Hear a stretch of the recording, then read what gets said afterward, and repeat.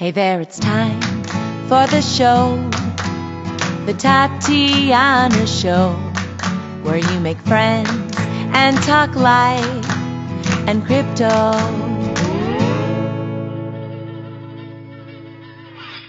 What's the point of all this technology without a little love in our lives? Our hosts, Tatiana Moroz, Dr. Stephanie Murphy, and Lauren Kasovitz, have come together to bring you Proof of Love. Go to proofoflovecast.com. Hello, everybody, and welcome to the Tatiana Show. We're going to be learning all about food today, not about my fad diet of fasting and, no carbs or keto. We're going to talk about real healthy food and what you can do during Corona to boost your immune system and also help yourself in case there's some problems with the food supplies. This show has been brought to you by Crypto Media Hub, the PR and marketing hub that I own, and has been kind enough to fund this show. So if you need any of those services, please go to cryptomediahub.com. And also be sure to check out proofoflovecast.com. Proof of Love is a relationship show that I've been doing with some friends. And if you are a little bit sick of the activism, crypto, politics angle, and you just want to talk about sex and relationships and personal development, come on over to Proof of Lovecast. We've got brand new shows out every Friday. And of course, we're also on the Let's Talk Bitcoin feed. Unfortunately, my handsome and smart and wonderfully kind co-host Josh Agala won't be joining us today, but I am joined by the beautiful Liz Reitzig, a former guest of the Tatiana Show, and now returning to grace us with her presence. Thank you so much, Liz, for joining us today. Thanks, Tatiana. It's always great to be on the show. I think so, too. So it's been a little while since you've been on the Tatiana Show. So if people are interested in some of your work, they can go online and they can search Liz Reitzig within the website. But tell me a little bit about your background for those who are not familiar with your work and how you got into the food industry. Yeah, so getting into the food industry really started with my children. I have 5 children, ranging in age from almost 18 to 8. And when my oldest was a baby, I pursued finding the healthiest food I could for her. She had some pretty serious health issues at the time. And as a parent, I wanted to find the best for her. So I explored and eventually started going directly to local farms to get the foods that I wanted for her. And that led to finding different ways to access the food and realizing that there were some things that were illegal for me to get for my family. And it led to the activism side of things and getting active in legislation and policy so that specifically I could access the foods I needed for my family. I also run a business here right outside of DC for fresh local farm food deliveries to neighborhoods. So it's called a buying club, and there are different models in different places. I've started many of the ones that operate in this region, and it's basically to facilitate decentralized distribution of farm fresh goods. That's awesome work that you've been doing. I'm a big fan. I ended up actually getting some Amish farm products delivered to me many years ago in New Jersey as a result of some of your recommendations. And I have a cheese kit coming. Oh, so good. If I can get my hands on some raw milk, I have a number of different cheeses that I'm planning on making. Oh, that's exciting. Oh, my gosh. Keep me posted on that. Well, okay. So before we unpack some of the Corona stuff, really quickly, some people would say, why is this girl making a bunch of dairy products? So a lot of people question dairy. A lot of people have dairy sensitivity. Can you talk a little bit about the difference between commercial milk and raw milk? Yes, that's one of my favorite topics. When you think about milk you get from the store, that is going to be pasteurized, homogenized milk. And often, not always, but often, it's coming from thousands of cows. One bottle of milk might have milk from thousands of cows who are kept in confinement, and they're fed a high-grain diet for most of their lives. And this leads to the pasteurization process that denatures the proteins, of course, and the feeding them the GMO grain and keeping them in confinement. That can lead to poorer health on the cow's part, which means that we're not actually getting all the great nutrition we could get from the milk. So that's one system. That's kind of, think of that as the industrialized dairy system. And the pasteurization process, the milk is heated, all the bacteria, the good and the bad, are killed. Sometimes they're not, and that leads to some illnesses in pasteurized milk. But usually, it's all destroyed and the proteins are denatured, and the lactose, the lactase, the enzyme that helps us digest the lactose, is denatured, which means that our bodies have trouble digesting that milk. Many of us, not all of us.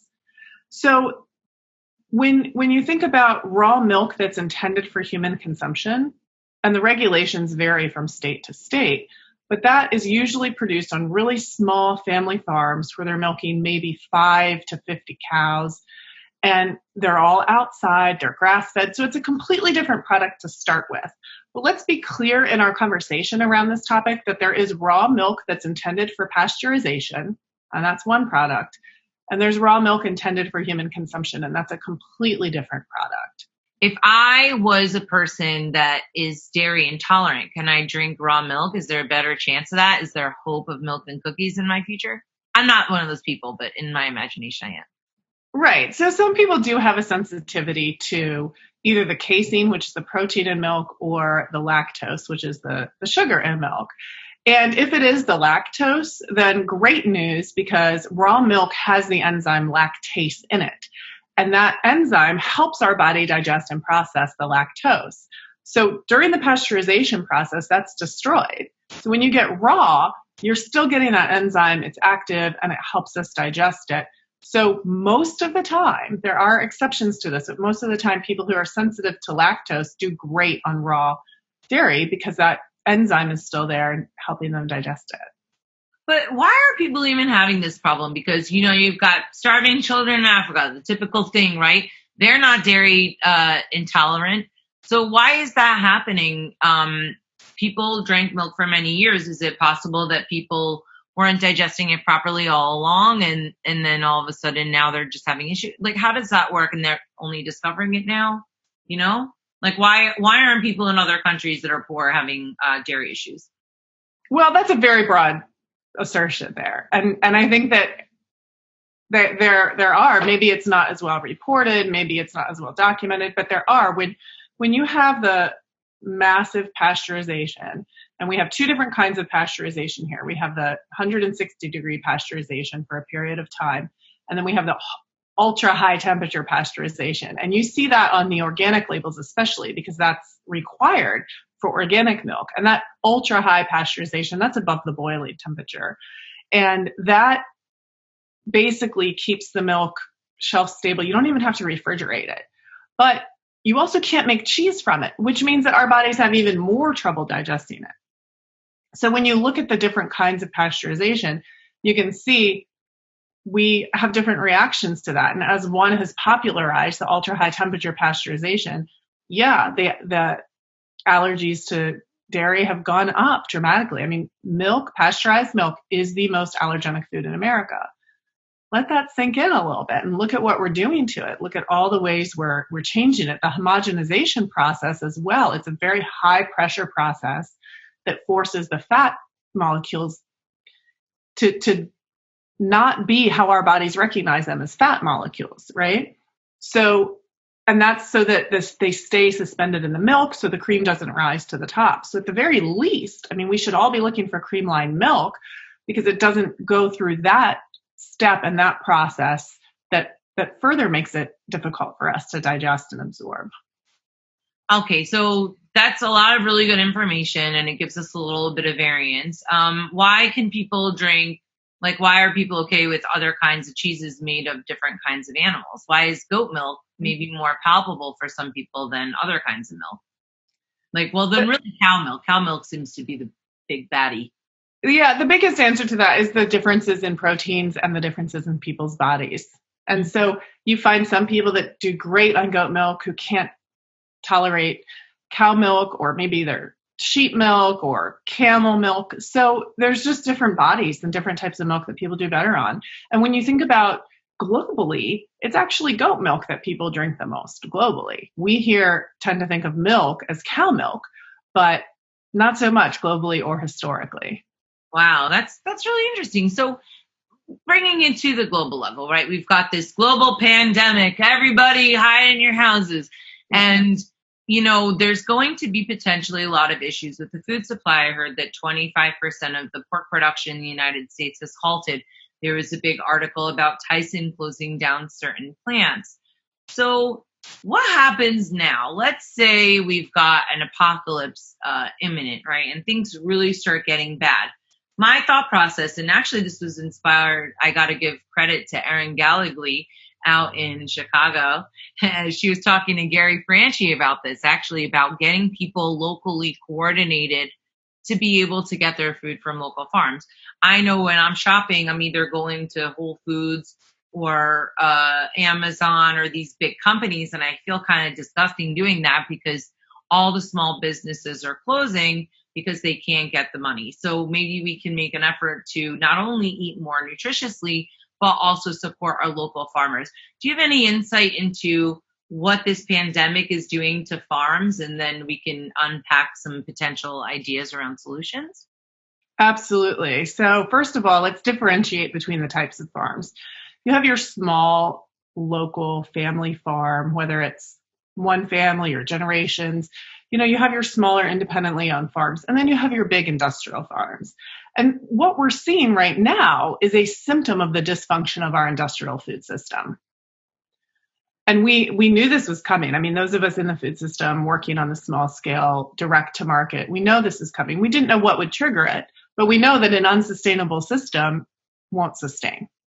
But wait, how did you know? What was so unsustainable about it? Just that everybody was getting pumped up by government dollars, or that everybody's going to the same source? Like, what's so bad about it? I mean, a lot of people would say that there's a lot less hungry people than they used to have. Are you speaking just in the United States or more globally? I mean, it's definitely a global issue, but when you consolidate and centralize food production, then you're requiring and you're relying on distribution. And so when any piece of that, so what we have is a system of centralized production, centralized processing, and long distance transportation.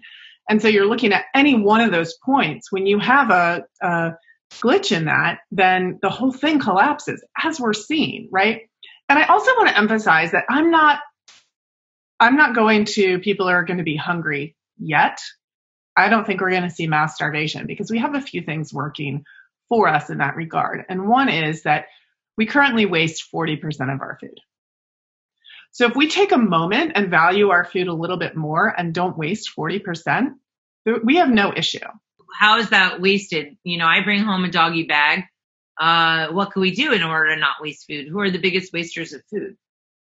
Well, that's everything from food that goes bad in the field to grocery stores that the expiration date hits and they have to send truckloads of food to the dump. I mean, so it's every portion of the food system where that accounts for that 40%. So if we are a little more careful, if we value food a little bit more, then we have a lot of wiggle room because that's 40% that's being wasted right now. And I'll speak to that on the industrial system in a second. But there's also the fact that we're used to now that we can go anywhere we want and get an avocado anytime we want, or strawberries anytime we want, or pork sausage or chicken. So we're used to having this anytime we want. And what's important to recognize and realize is that just because we're not getting exactly what we want when we want it doesn't mean we're going to starve.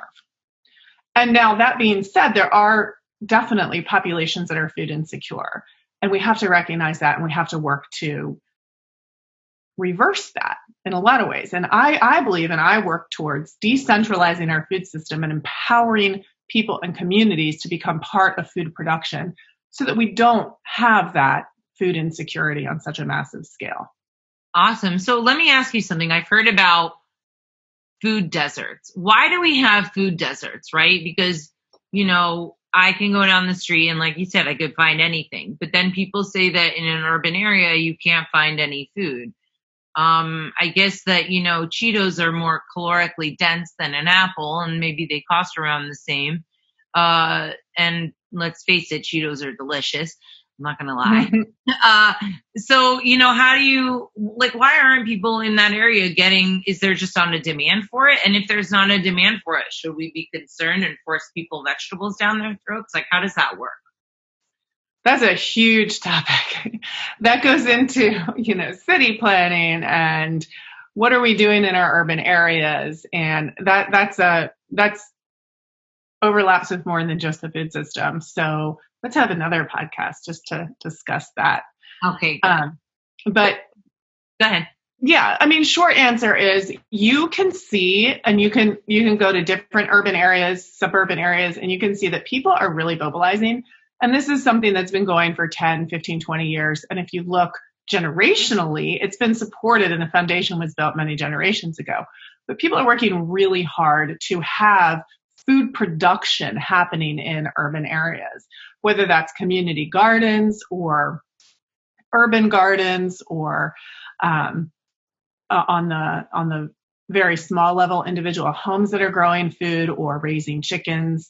That is happening. And that is such a beacon of hope for me and for so many, that we can see that people are taking this food production seriously, and it's happening in areas that have previously been considered food deserts. It really is. Is it happening as fast as we need it to? I don't know, because when we look at food and food production, we're talking seasonally. We're talking years. So it's not something that we can say, oh, there's a food shortage and we're going to be able to fix it in a month. We're not going to be able to fix it in a month. It's going to take at least a season, and in most places, a year. So we do have to have that kind of long-term thinking in place when we think about how do we solve the issues of food shortages or food insecurity. Okay, so let me ask you a question about that. I love the idea of urban areas bringing in, some kind of place to grow things. But if you think about it, you need a fair amount of land. And okay, if you do it at the top of the building, that's one thing. But otherwise, that real estate is expensive. And I don't think that you're going to feed a neighborhood of 10,000 people with, your little square plot, 10 tomato plants. So wouldn't it be, and I can see the value of bringing the community together and teaching them. There's a lot of good things there. But would it be better to use that capital to improve inroads for different kinds of food producers to have their products sold in those areas? Wouldn't that just be better than trying to come up with a farm in the middle? I think it's good for people to learn how to do farming, but I don't know if that's a good use of space in an urban area. How's that been resolved? Because I'm sure somebody else has asked the same thing. Well, it's so varied and it's incredible because what you see is the result of human ingenuity, and you see independent thinking, and you see problem solving at its most basic level. You see pairing unused resources with unmet needs. So there's not one solution that we're like, it has to look like this and you have to implement this no matter what city you're in. No. It's happening because people are amazing and incredible and ingenious, right? So, and because we're quick learners and we're quick to adapt in the situations that we need to. So there's not one idea of capital. And it's so interesting that you bring that up, because when I think of what I know and my experience of urban gardening, community gardens, and completely decentralized independent food production, I think of people who don't have any resources and they're making something work. That image of the weed that's growing through the crack in the cement. That's what it's like. That's such a good visual for this, because you get people who literally have 20 square feet or 5 square feet, and they're growing something to eat and share. And that's incredible. And then in some urban places, you see partnerships with local parks or partnerships with anybody or any place that has a little bit of soil or a little bit of sun. That's what you need. Yeah, that's awesome. I love the ingenuity, and I would think that in a place, let's say Detroit, right? They have a lot of abandoned lots, so that's a great place for it. But I'm just saying, real estate in New York is expensive. Right. Are there organizations that you like that are working on that maybe before we change topics, you want to give them a shout out? Is there, let's say somebody's saying, well, I want to have a food garden. Where do I go? What are some resources that they can go to in terms of creating an urban garden? Any kind of orgs that you like, or tips and tricks? There's there's two local ones, and since I'm here in the Mid-Atlantic area, Chesapeake Alliance for Sustainable Agriculture, also called Future Harvest, CASA. They are a great organization. They have tons of resources for urban and rural growers and producers, but that's a great starting point. And then Pennsylvania Association for Sustainable Ag, they really recognize their rural growers and their urban, because they have two huge urban centers in Pennsylvania, Pittsburgh and Philly. And so they cover the whole broad spectrum of producers. And both of those organizations are good resources. They both have beginning farmer programs. So whether you want to grow 50 tomato plants in the city or starting a farm in a rural area, start there. That's a great place to start. All right, I like it.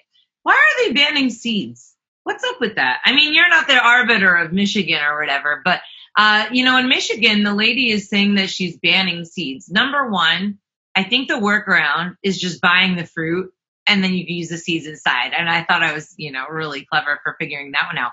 But the motivation there, I mean, other than the obvious one, which is, they're evilly trying to eliminate us. But what would be even the justification for all of these government pushbacks against people growing their own food beyond Corona, beyond banning seeds in Michigan as part of the Corona fight? Why is everybody getting so uptight when somebody wants to make a garden in their backyard? Is there a counter that maybe we're not seeing from the government's perspective? Wait, I didn't hear this about seeds, banning seeds in Michigan. I don't know the context. They won't, you can't buy seeds. They ban selling them. Something ridiculous like that. I've been hearing. I don't understand that. I mean, that's just incomprehensible to me, because like you say, go to the store, buy the fruit, plant the seed, right? But fruit's really hard to grow from seed. So I don't recommend trying that unless you know what you're doing. That's interesting. So when it comes to seeds, I mean, seeds are one of those beautiful things that are, they're adaptive, right? Not like an individual seed is not adaptive, but the fact that we can grow something in our yards and then share those seeds. Now there's all kinds of, when you get into the science of seeds and gardening and farming and all that, there's all these ways to do it right and to not cross-contaminate. And that's important when you're a seed company and you're selling seeds. And that's very important. And when you're talking about feeding hungry people, we're going to plant the seeds that we have available to us, right? So there's all kinds of arguments regarding controlling the food supply, controlling the seeds. And I think a lot of them are valid on some level to some degree. But when it comes down to it, I still have a lot of faith in the cleverness of human beings and how adaptive we are and how much we can coordinate to reach a common goal. And if that's feeding our communities, we can do that. Right. But what if the government says no? How are people going to fight back? Government says, you can't have that tomato plant, missy.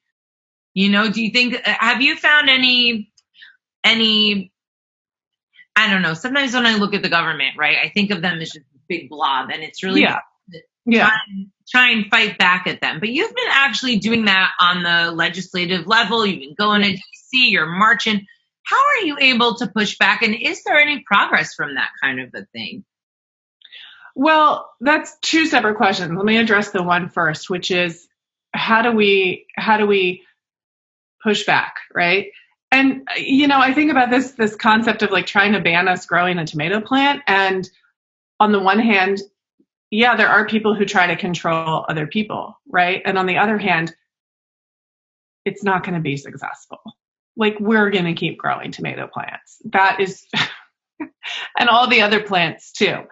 And it's just not going to be successful. So it's kind of, to me, it's a little bit laughable. And success and pushing back, yes, absolutely. We have some really wonderful bills in right now. And I mean, part of what we're seeing with the bottleneck at the slaughterhouses is because we've completely centralized our food production and processing there at the slaughterhouses. So we have massive feedlots where the cattle get fattened up for the last 3 or 4, 6 months of their lives, and they get pumped up with grain and soy and corn, right? And then they get shipped off to the slaughterhouse that handles so many of them. And the news from Tyson that those plants are closing because of the workers, right? Workers are a whole nother topic and how workers are treated. But when you're looking at that level and that massive production of food, then you've got the slaughterhouse. And that's a single point of failure if the slaughterhouse fails, right? If they're handling tens of thousands of animals a day, it's single point of failure. And so the way we have regulations right now, this is a little bit technical, but the way our regulations are right now, animals have to be slaughtered at a USDA facility in order for the meat to be sold by the piece. So if you want to go buy a pound of ground beef or a steak, the animal has to be slaughtered at a USDA facility. Okay? But what that means is that we have all these other small local custom slaughterhouses. So the custom slaughterhouses don't have a USDA person on staff there all the time. And that's fine. They're still following all the regulations. They're still clean. They're still processing properly. They just don't have that USDA inspector on site. And so that means they can't sell the meat by the cut. The farmer has to pre-sell an animal by the hoof. So whole, half, or quarter. Yes. So that like if you buy that from the farm, you're now getting your own animal slaughtered at the custom slaughter facility, and then you're keeping that meat from your own animal. So that's how it works. I'm a vegetarian, but anyway, continue. Well, what that means is that you have to either buy a lot at a time, or the animal has to be processed at a USDA facility. And then all these small local custom slaughterhouses are sitting empty when what we need is everybody to be in that process right now of meat processing. So we can't even get it from them right now. If I went to local farm, it sounds like I wouldn't even be able to get it because then they'd be violating the law. That's true in a lot of places. So in some places, we, like in our region, because we're smaller, denser population, we have some small USDA facilities. And so a lot of our small farmers actually can get meat processed at one of those facilities, but there's like a 1 to 2 year wait list. They have to get on the wait list for processing before the animal is even born. Mm-hmm. And it's kind of crazy when you think about it, right? And that's because there's just so much demand and there's so few places that can meet that demand. So what the legislation does, it's introduced by a bipartisan coalition of congresspeople, Congressman Thomas Massey and Congresswoman Shelley Pingree, and it's called the Prime Act. And what it does is it says that if you are a farmer and you get your meat slaughtered at one of these custom slaughter facilities, you can sell it by the cut, by the individual piece in state. This would be such a huge burden lifted for the farms and for the slaughterhouses. And so this is such a perfect example of an area of our food system that's not working. It's not working. Clearly, it's not working that we have this bottleneck of all the animals have to be processed at a USDA facility. And that means workers that are jam-packed together, that are being exploited in many cases. It's not an optimal system at all. And now we have this legislation in, and we've had it in, right? It's a solution that predated coronavirus pandemic, but we have the solution. We can do this by opening up these custom slaughterhouses for sales within the state. Wow. So when is that going to get voted on? Like, how do you push that? You know, it's in there. What happens now? Do we have to call our congressman? Or? Yes, call. Yes. All right. Tell us. The Prime Act. Support the Prime Act. We want to ask them to support and co-sponsor the Prime Act. The Prime Act. Okay, that's good. Cool. Yeah. Okay, so I have a couple more questions we've been going through here. A couple quickies, though. Number one, if somebody wants to grow food, what are the top 5 easiest things to grow that belong in your garden to keep you alive? That's hard because radishes are one of the easiest things to grow. They're so satisfying to grow because you put the seed in and like 2 weeks later you have a radish and you can put it on your salad. But they're also not high calorie, right? So you're probably not going to live on radishes, right? but they're fun to grow. They're fun to see it happen. Herbs are amazing because they are easy also, and they can make our cooking so much more fun and our salads more fun. So definitely radishes and herbs. I would recommend starting with that. If you like mint, grow mint because it will grow on a rock. It will grow anywhere. And it's another one of those things. It's like, oh, I'm growing something, right? It can really bring that excitement. Tomatoes are fun and we use them all the time for so many different things. They're a little harder to grow. You definitely need more sunshine. If you have a sunny spot, enough of a sunny spot, potatoes are so much fun and they're high calorie, right? What do? You just throw them in the ground, put some dirt on there and walk away? That's it? Because I could definitely do that. For potatoes? Yeah. Yeah, you start with a seed potato. So the difference between a seed potato and the potato you can get at the store is that a seed potato is basically it's the process is certified, might be too strong a word, but it doesn't have any diseases. But if you get something from the store, it could have a potato disease. It's not going to hurt you at all. But if you try to plant it, it just might not grow. So you could. Yeah, sometimes I have an old potato and they've got those little roots. Exactly. And I think to myself, I'm like, oh, I'm going to plant this like Johnny Appleseed. But I don't end up doing it because I don't want to get to the dirt. But, you know. Oh, it's so much fun, Tatiana. You got to do it. Can I do it in an apartment? Can people do any of these? Like, I know you can grow herbs in the apartment with varying success in my experience. But, like, can you grow a tomato plant in a small studio apartment? Because some people, they don't have nice homes. Tomato or potato? Potato or tomato? Yes. You need sun and soil. Okay. So one of the things about potatoes and something that makes them fun is you can get one of those like big 5-gallon growers. Okay. And, or bigger. Like if you have one of those fabric ones some people use them for compost, you put the soil in, you put the potato in. So when you get them from the grocery store and they're starting to grow sprouts, basically you cut the potato into chunks, making sure that every chunk has a whole eye on it. You plant that. As soon as it starts to get green, you cover up the green part and it shoots out more potato roots that grow into potatoes. What do you mean you cover up the green part? With more dirt? You just dirt, straw, leaves, anything. Okay. And they'll keep growing and they'll keep producing more potatoes. So where are the potatoes going to pop out of? They're all going to be underground or they're going to be above ground? They're all going to be underground. It's fun because when you go to harvest, it's like a treasure hunt. Like you're like looking for all the potatoes. Like, is this the last one? So okay, that sounds fun. Sold. I'm coming to visit you this summer if we ever get let out of quarantine and we're going to go picking. Definitely. Well, we have lots of potatoes in the backyard right now. Apples are overrated, and we can maybe, sell tickets. Like, oh, it's so good for your skin. It's so good. Yeah. Okay, so the final thing that I really want to get to, unless you have other things, I know you've always got full topics, but okay, I live at home. I want to know who my local farmers are. How do I go and support my local farms? Like, what are my instructions? Yeah. Because in New York, everybody can Google, but it's a little bit intimidating. What exactly are you Googling for? And one other question. There's a farmer's market down the street, which is like a store, but they've got Joel products in there. So that doesn't sound like a farmer's market. So what's the difference between like a random, vegetable market and then a farmer's market where you're getting it from the farm? Yeah. So farmers markets, that's a can we can open, right? But first, how do you find your local farm? There are all kinds of good resources online now where you can find and connect with local farms. And one of them is 1000 Eco Farms. That's the number 1000ecofarms.com.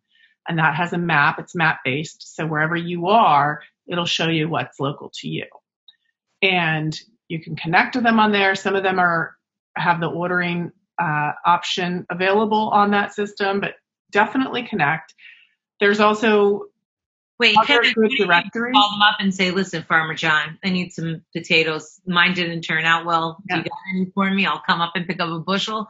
How does that work? That's it? It varies from farm to farm, but definitely farmers are more inclined to pick up the phone than they are to answer an email, in my experience. And I find that it's best to reach them wherever they are. So whatever platform works best for them, try to reach them on that platform.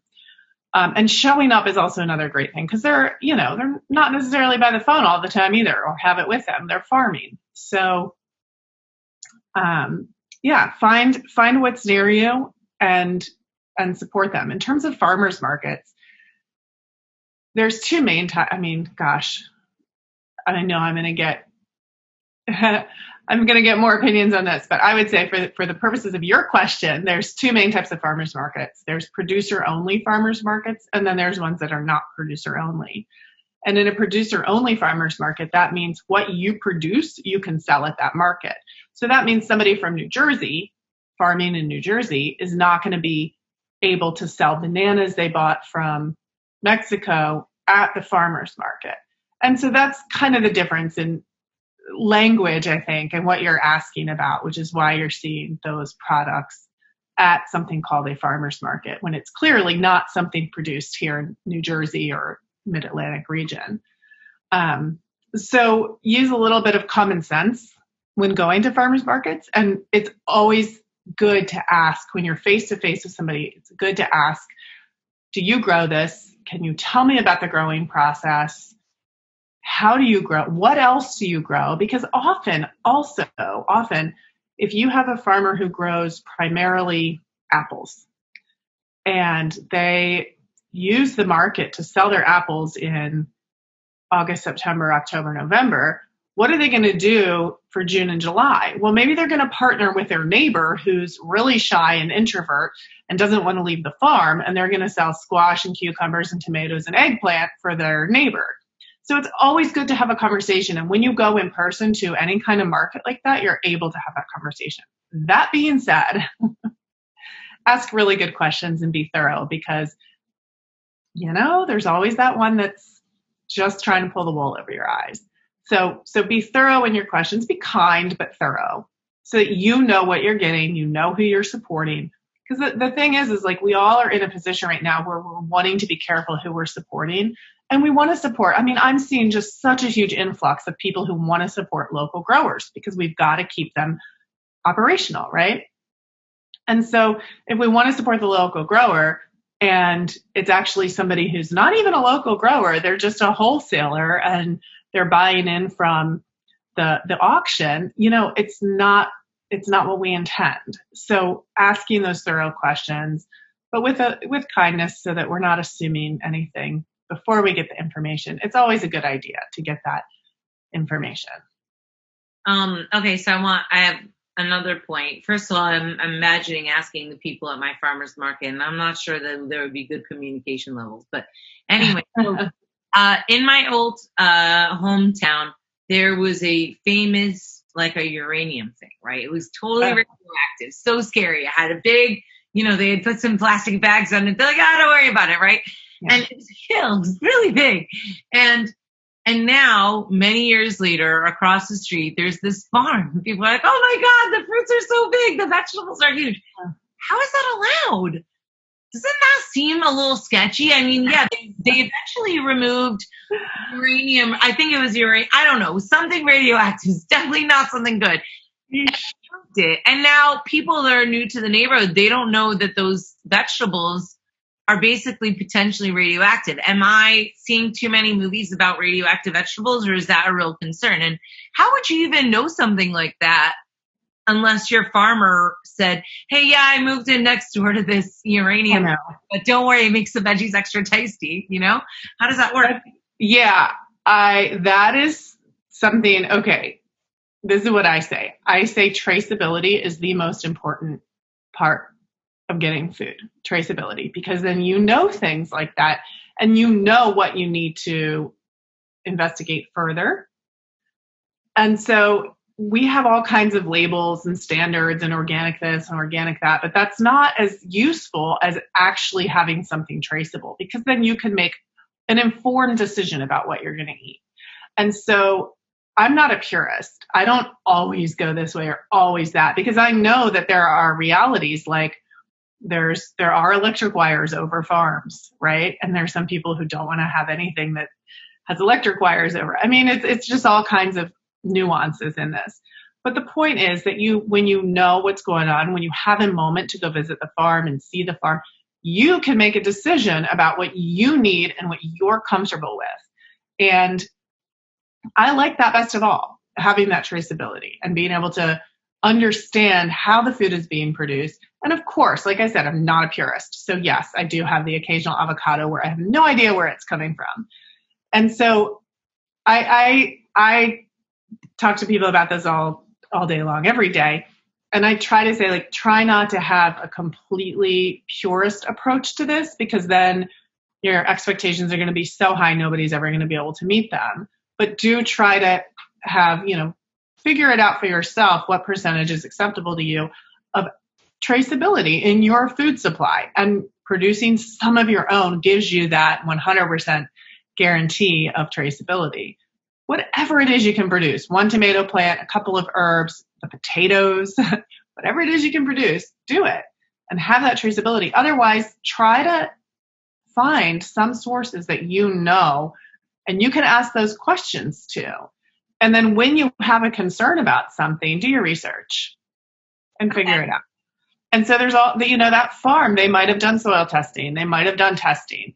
Ask them. And another thing I really like to advocate for is, if you can't ask your farmer a difficult question, that shouldn't be your farmer. Like, you've got to be able to ask them difficult questions. Like, what do you spray? How often do you spray? What are you testing for? How are you feeding the animals?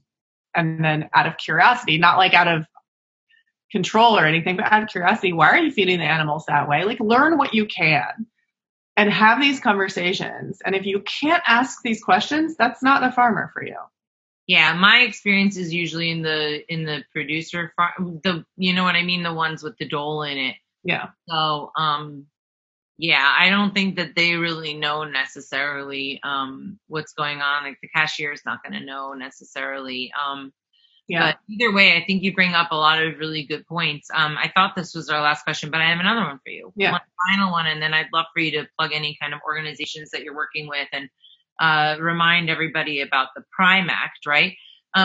Where can people connect socially, right? So, you can reach out to your farmer, but what if you want to reach out to your community? Are there centralized kind of databases of, different people in the community that are interested? Or if you don't have maybe a Facebook page locally, some people are reticent to use Facebook because that can be controlled later on. So it almost makes no sense to build up the community there.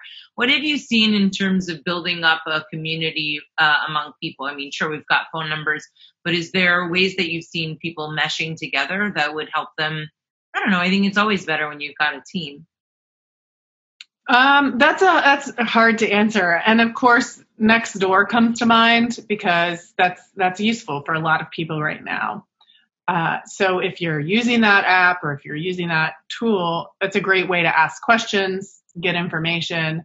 I would say like in-person conversations, but of course we're not doing that right now. So in terms of finding, this is specifically to find resources local to you, right? Bulletin boards. I mean, it's kind of hit or miss if you look at like the local bulletin board or whatever. Yeah, I want to go hang out with my fellow foodies that also want to drink raw milk. And also, if things kind of fall apart in terms of society, I don't know, it's just really important to be able to connect with people. Maybe we need to have a farmer's market social. Yes, I love it. Farmer's market, and they have, a little spring fling or something.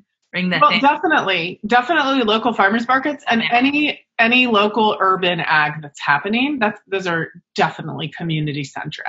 So try to get connected with whatever's happening in terms of urban ag local to you. And there's probably where you are, there's probably tons of options. And so you're going to have everything from suburban moms doing community gardens to much more diverse groups of people in every stage of expertise or beginner stage. You're going to have there's going to be something for everyone. So get connected to your urban ag community. They're great resources. Awesome. So before we go, can you give us some links? Where can people connect with? What was it? 1,000 Eco Farms. I know we said that one. So give us some plugs and then we'll have to say sayonara. For the advocacy work, it's realfoodcc.com, Real Food Consumer Coalition, and go ahead and jump on there and sign up for our newsletters. And we don't put out a lot. We do put out information on how to advocate for specific pieces of legislation that we have in and what's going on generally with some of the farm advocacy work. Awesome. Thank you so much, Liz. Liz Reitzig, ladies and gentlemen, one of my favorite food friends. I hope I get to taste your cooking soon. And we'll see you next time on the Tatiana Show, everyone. Thanks for listening. Thanks, Tatiana. You're welcome here anytime. Come on over. The Tatiana Show has been brought to you by CryptoMediaHub.com, a boutique marketing and PR agency for Bitcoin and beyond.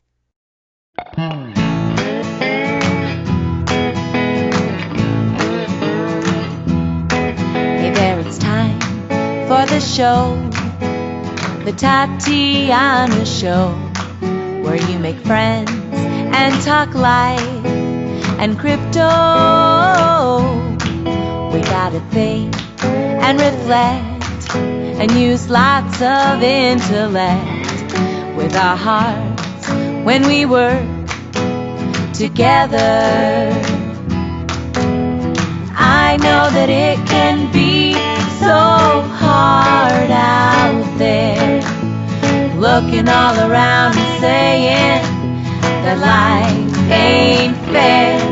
So that is why we will fight and stay up late at night, listening to the Tatiana Show.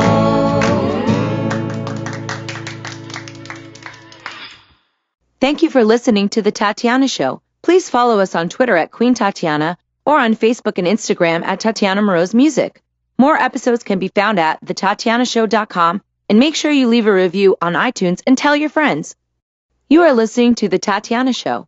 This show may contain adult content, language, and humor and is intended for mature audiences. If that's not you, please stop listening. Nothing you hear on The Tatiana Show is intended as financial advice, legal advice, or really anything other than entertainment. Take everything you hear with a grain of salt. Oh, and if you're listening to us on an affiliate network, the ideas and views expressed on this show are not necessarily those of the network that you're listening on or of any sponsors or any affiliate products you may hear about on this show.